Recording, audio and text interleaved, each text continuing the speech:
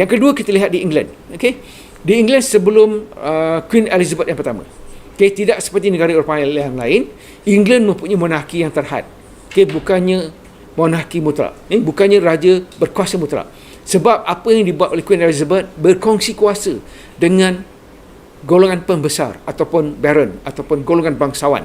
Ataupun yang kita panggil vasal itu dalam sistem feudalisme. Okay? Melalui perkongsian kuasa, melalui piagam yang digunakan ataupun makna carta yang digunakan itu, okay, berlaku perimbangan kuasa antara kuasa raja dengan kuasa parlimen. Okay, itu yang digunakan pakai dalam dinasti yang pertama, iaitu dinasti Tudor pada waktu ini.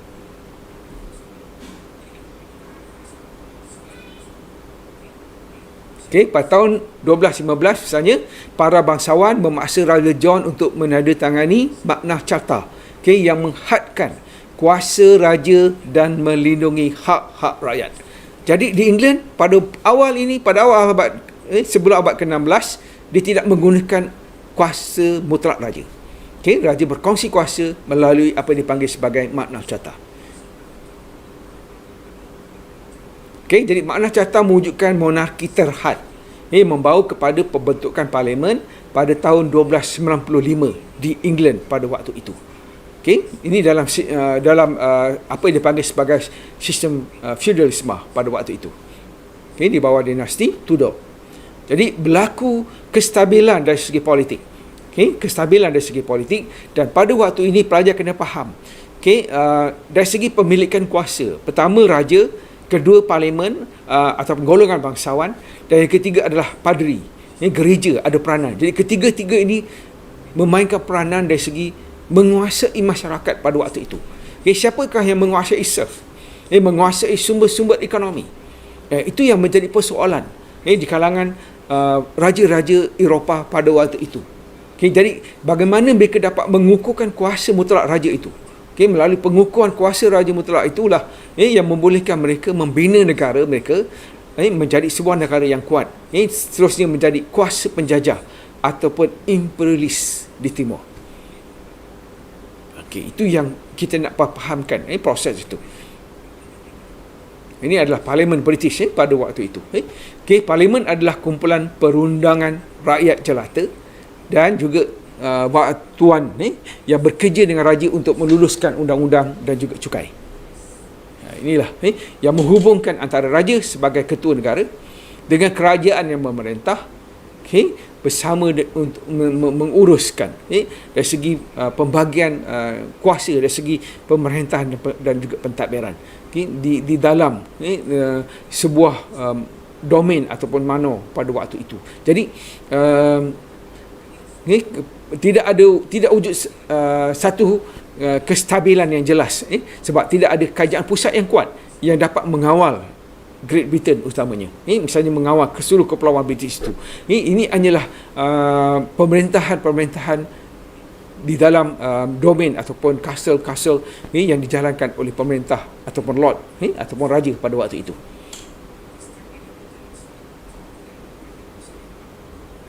Jadi makna carta melindungi hak golongan bangsawan atau baron dari segi harta benda, harta mereka. Dari segi kes-kes perbicaraan dan sebagainya, dari segi perundangan maksudnya. Dan satu lagi adalah dari segi percukaian.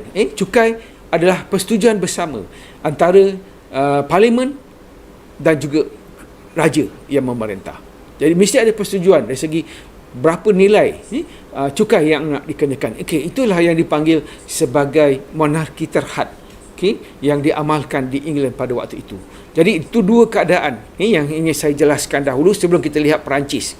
Apa yang berlaku di Rusia sebagai kuasa raja berkuasa mutlak, misalnya di semasa pemerintahan Peter the Great. Raja membuat pemodenan, memajukan negaranya berdasarkan kepada apa yang berlaku di Eropah pada waktu itu. Dan pada masa yang sama di Great Britain pada waktu itu sedang berlaku apa yang dikatakan sebagai perkongsian kuasa. England bukanlah sebuah raja berkuasa mutlak sepenuhnya. Dan banyak percubaan selepas ini cuba dibuat, misalnya Charles pertama, James kedua, untuk menjadikan England sebuah raja berkuasa penuh. Ini seperti yang berlaku di Perancis. Okey, itu perkara-perkara penting yang ingin saya huraikan untuk hari ini.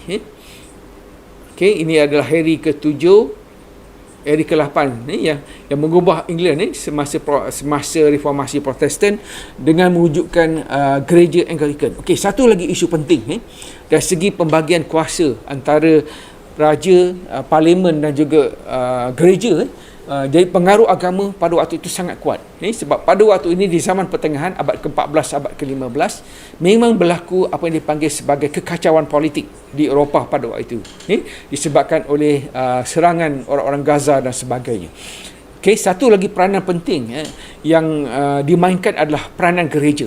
Jadi gereja ada tempat dari segi hubungan di antara raja dengan vasal dan juga serf. Okay, di situlah wujudnya peranan gereja pada waktu itu.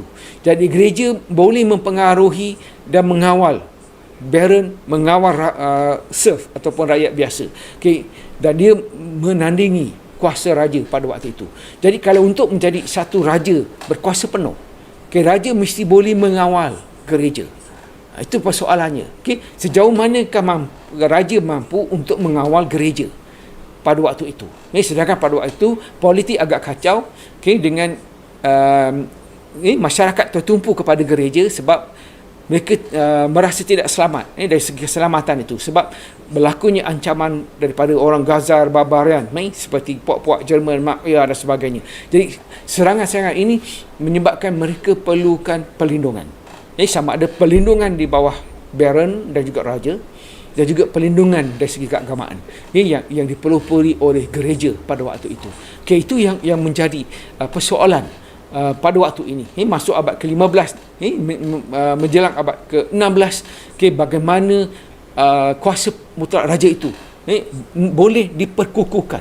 Kita nak lihat langkah-langkah yang dibuat oleh Raja Louis ke-14 nanti, bagaimana dia nak mengukuhkan kedudukan mutlak kuasa raja Perancis pada waktu itu.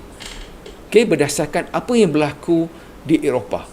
Kita dah lihat apa yang berlaku di Rusia pada waktu ini, dan satu lagi apa yang berlaku di England, disebabkan oleh keadaan politik, keadaan ekonomi dan masalah yang berkaitan dengan agama Kristian pada waktu itu. Selepas kematian Henry ke-8 ini, diganti oleh anak dia, ini Edward, tapi dia umur dia tak panjang. Dia meninggal dunia ketika umur 15 tahun. Dan selepas inilah diganti oleh Ratu Elizabeth. Kemudian diganti sejak oleh Mary ni. Tapi Mary ni dia cuba mengembalikan semula kuasa gereja Katolik. Dia menyokong Katolik.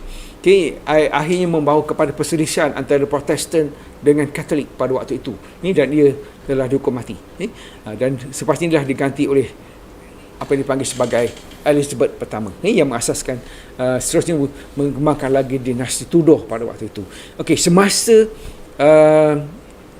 Ratu Elizabeth pertama, England menjadi kuasa kapitalisme yang berkembang, di mana ekonomi kapitalisme waktu itu berkembang dengan sokongan daripada Ratu Elizabeth pertama ini. Dan England dah mula menjalankan apa yang dipanggil sebagai penjelajahan dan penerokaan ke dunia baru, dengan memperkenalkan syarikat-syarikat swasta seperti syarikat India Timur Inggeris, melalui pemberian saham dan sebagainya. Semua ini telah mengembangkan ekonomi England pada waktu itu.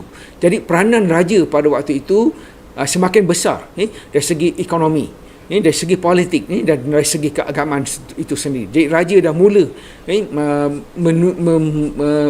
berada dalam kedudukan yang baik, di mana ekonomi semakin bagus, melalui dasar-dasar ekonomi yang diperkenalkan. Itu berlaku di England pada waktu itu.